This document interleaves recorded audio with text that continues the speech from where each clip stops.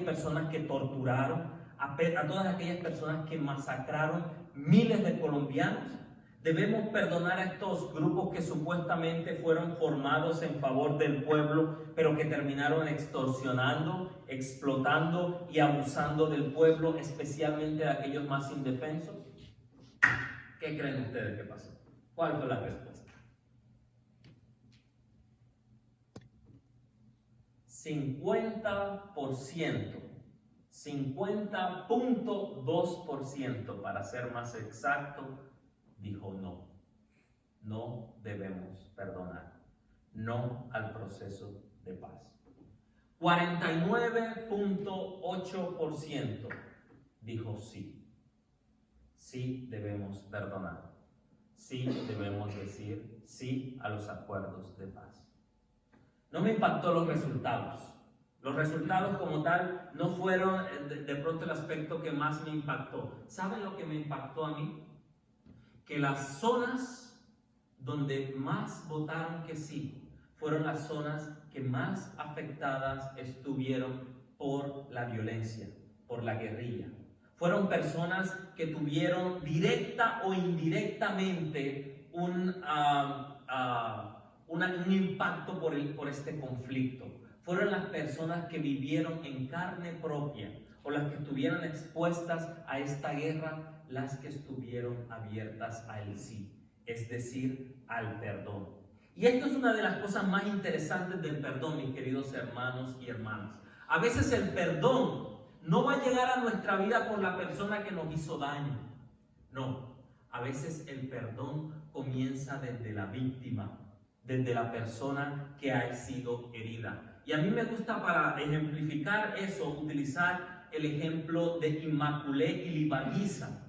Fue una mujer que vivió el genocidio de Ruanda, un país de África donde habían dos tribus mayoritarias. Una tribu mató el 80% de la otra tribu simplemente por cuestión de raza. Una de las sobrevivientes fue esta mujer. Demoró 3 meses escondida en un baño con otras 7 mujeres. Por 3 meses. Cuando el genocidio terminó y ella tuvo la oportunidad de ir a la cárcel a encontrarse con el hombre que mató a su mamá, después de estar frente a él y después de llorar y expresar su dolor, ella le dijo: yo te perdono. Lo perdonó.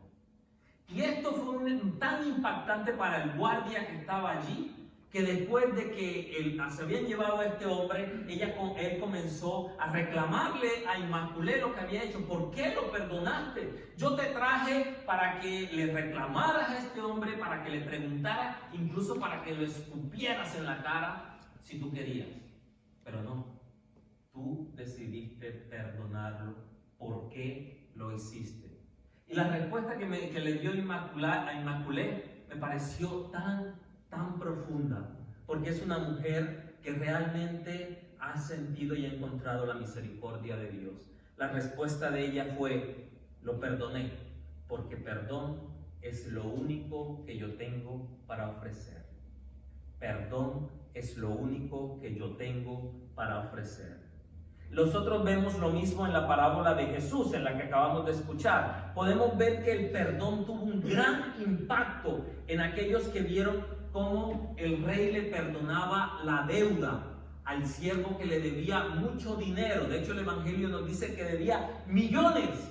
Pero este hombre no fue capaz de perdonarle, a quien se le perdonó mucho, no fue capaz de perdonar lo poco que un hermano de él le debía.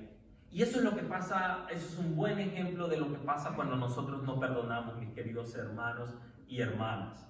Este siervo se negó la oportunidad de compartir lo que había recibido, que era el perdón. Y cuando nosotros decidimos no perdonar, entonces Dios respeta nuestra decisión. Él dice: pues está bien, yo te perdoné, tú no decidiste perdonar, pero somos nosotros mismos los que vivimos en un constante infierno, donde nos torturamos con sentimientos de rabia, con sentimientos de dolor y con sentimientos de venganza. Pero esto no es tan fácil. La gente te puede decir: ay, ya hay que perdonar. 70 veces 7 nos dice el Señor. Es decir, hay que perdonar todo el tiempo. Esto es fácil decirlo. ¿Es fácil llevarlo a cabo? Les pregunto, ¿es fácil llevarlo a cabo? ¿Cuán difícil es? Y más, mis queridos hermanos y hermanas, y cuando nosotros estamos abiertos al perdón, no cambian las estructuras. Es decir, se comete el mismo pecado o la misma falta una y otra vez. Para que pueda haber perdón, el marido que le golpea a la mujer tiene que parar de golpearle. Para que haya perdón, el que traiciona a la pareja tiene que dejar de traicionarle. Para que haya perdón, el que le hace bullying al compañero debe dejar de hacerle bullying. ¿Por qué? Porque el perdón nos debe llamar ¿a qué? A una reestructuración. Reestructurar las relaciones humanas y no volver a cometer las mismas faltas.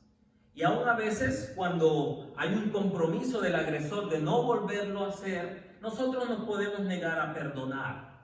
Y podemos decir, es que yo no quiero hacerle el favor de perdonar a esta persona. Pero la realidad es otra. Cuando nosotros perdonamos, no le estamos haciendo un favor al otro. Cuando nosotros perdonamos, nos estamos haciendo un favor a nosotros mismos. Es decir, nosotros no queremos seguir atados a sentimientos de venganza, de dolor, de resentimiento y de rabia, sino que queremos vivir como auténticos hijos de Dios. Yo creo que es importante, mis queridos hermanos y hermanas, que nosotros reconozcamos que todos nosotros hemos sido ofendidos, hemos sido heridos, hemos sido lastimados. Nadie de los que está aquí puede decir que ha llegado a ser adulto con un corazón intacto, que no le ha pasado nada. No, todos hemos sentido esa sensación de ser lastimados, ignorados, heridos, y todos llevamos esas heridas por nuestras vidas. Y en esas heridas llevamos amarguras. Pero es cuando nosotros nos abrimos al perdón, cuando hacemos del perdón una de esas herramientas de nuestras relaciones humanas, es donde nosotros podemos desamarrarnos de pensamientos tóxicos y de recuerdos que todavía nos duelen. Y es normal que nosotros enfaticemos nuestro dolor. Es normal que nosotros enfaticemos que nos han lastimado y que nos han herido. Pero permítanme sugerir para la reflexión que nosotros también tenemos que ser perdonados. ¿Por qué?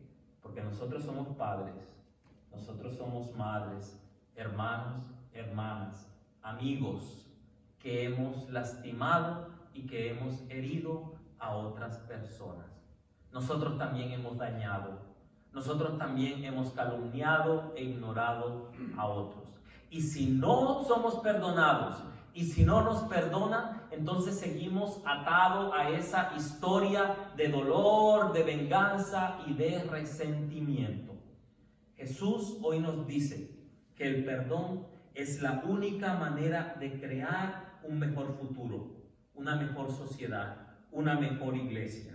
Solo Dios puede sanar nuestras heridas y las heridas de aquellos a quienes nosotros lastimamos. Pidámosle al Señor la gracia de que nos regale la capacidad de llegar a perdonar aquello que nosotros pensamos que es imperdonable. Amén. Los invito para que tomemos